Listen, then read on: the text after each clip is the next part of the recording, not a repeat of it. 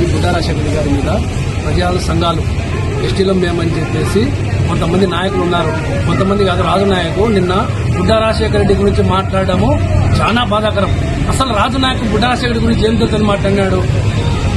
Door మాట్లాడేటప్పుడు సంఘం అని ఒక పేరు పెట్టుకొని నువ్వు వెనక ఒక జెండా, ముందర సంఘం జెండా, వెనక వైసీపీ జెండా పెట్టుకుని మాట్లాడుతున్నావు. రాజు నాయక్ జాగ్రత్త. బుడ్డా రాజశేఖర రెడ్డి గురించి డోరు అదుపులో పెట్టుకుని మాట్లాడాల. పొరపాటున ఏమన్నా కూడా ఈసారి నుంచి బుడ్డా రాజశేఖర గారిని మాట్లాడితే నీ చరిత్ర మొత్తము చెప్పే పరిస్థితి తెచ్చుకుంటావు. నువ్వు చాలా జాగ్రత్తగా ఉన్నావు రాజు నాయక్. సంఘం మాట్లాడుతున్నావు కానీ సంఘం గురించి రావటంలే. ఏమన్నా వస్తే మన ప్రభావాల నేను ఏ విధంగా బతకాలా, యాడ ఎవరైనా కొట్లాడినాడో అడిగి పోవాలా, సంఘాన్ని రుద్దాలా. ఎస్టీ అని ఒక దీని మీద రుద్దుతున్నారు.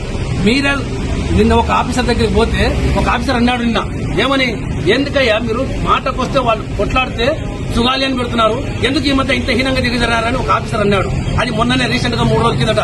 దానికి మచ్చ తెచ్చింది ఎవరంటే మీరే. ఎస్టీకి మచ్చ చేస్తున్నారు ఎవరంటే నంద్యాలలో ఉండే రాజు నాయక్ వాళ్ళే.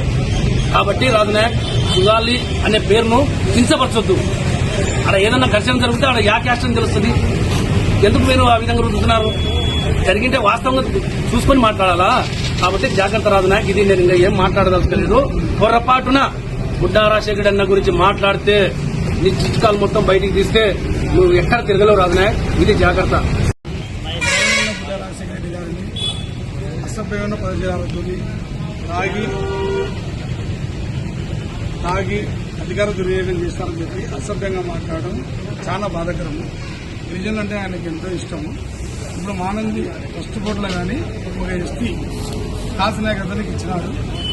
తర్వాత వచ్చేసి చెంచల్ల మీద కానీ, సుగాలి మీద కానీ, ఎరగలవాళ్ళ మీద కానీ శ్రీశైలం నియోజకవర్గంలో ఎంతో ఆప్యాయత చూపించే బుడ్డా రాజశేఖర గారి మీద నిందలేయడం మంచి పద్ధతి కాదు.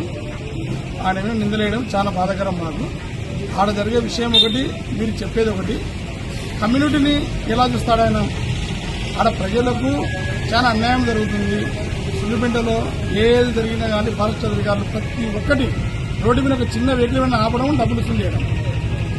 ఇంటి తాగింది ఆ ఫారెస్ట్ అధికారులు. కాబట్టి పూర్తిగా తెలుసుకొని మనమేనా ముందుకు పోవాల్సిందిగా ప్రజా సంఘాలు కోరడం జరిగింది. నిన్న జరిగిన సంభాషణలో శ్రీ బుడ్డా రాజశేఖర గారి మీద